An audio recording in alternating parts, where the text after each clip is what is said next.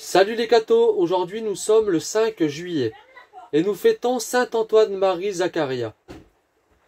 Saint Antoine-Marie Zaccaria naît à Crémone, en Italie, d'une famille d'opulents patriciens.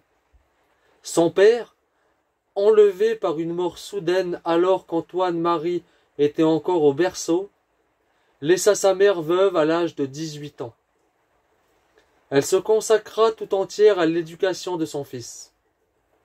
Chrétienne fervente, elle s'appliquait surtout à former le petit Antoine-Marie à la vertu. À son école, il apprit vite à soulager les pauvres avec une grande compassion.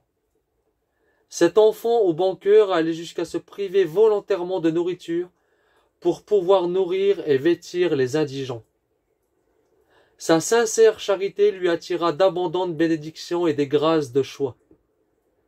Le jeune Antoine-Marie Zaccaria étudia la philosophie à Pavie, puis à Padoue. Reçu docteur en médecine à l'âge de 22 ans, il choisit sa ville natale pour exercer son art.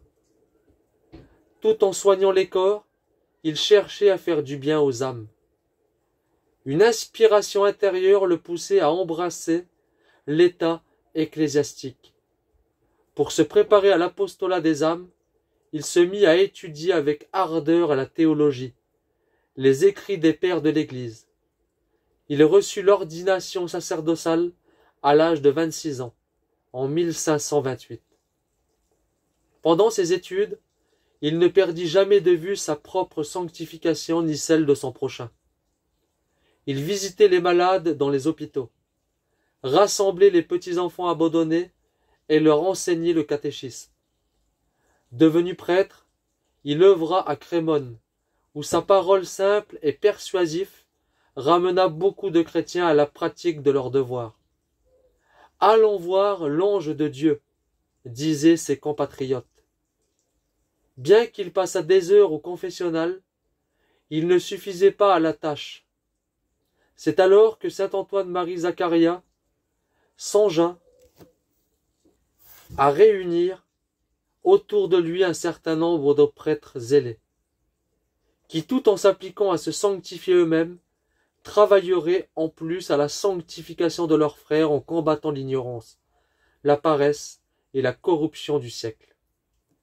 Ces prêtres menaient une vie pauvre et frugale, prêchant surtout par l'exemple. C'est le propre des grands cœurs, leur disait le saint, de vouloir servir sans récompense, combattre sans ravitaillement assuré. Le pape leur permit de constituer une nouvelle congrégation sous le nom de Clercs réguliers de Saint-Paul.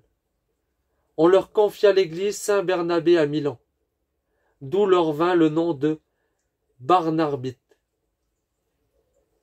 Le zèle fondateur institua encore des conférences spirituelles pour les prêtres.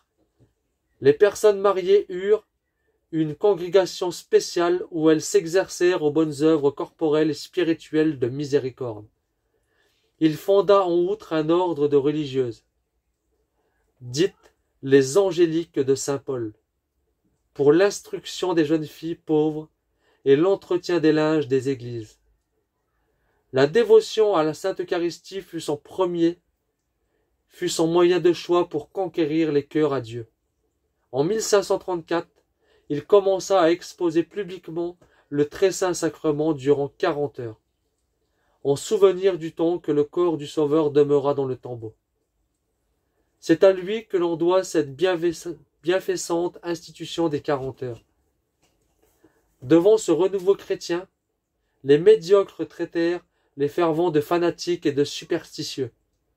Saint Antoine-Marie Zaccaria fut critiqué, moqué, décrié, mais une grande paix et sérénité ne cessent d'envelopper son âme.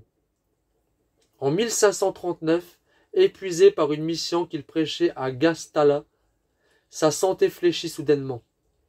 Le saint se rendit à Crémone, chez sa mère. Ses religieux vinrent l'y voir une dernière fois. Il leur annonça sa mort prochaine qu'il venait d'apprendre par révélation. Après avoir reçu l'extrême onction et le saint viatique, saint Antoine-Marie Zacharia s'endormit paisiblement dans le Seigneur, le 5 juillet 1539, à l'âge de 37 ans. On l'enterra à Milan où il fut vite honoré comme un saint. Le pape Léon XIII l'a canonisé. Que Dieu vous bénisse et à plus les cathos!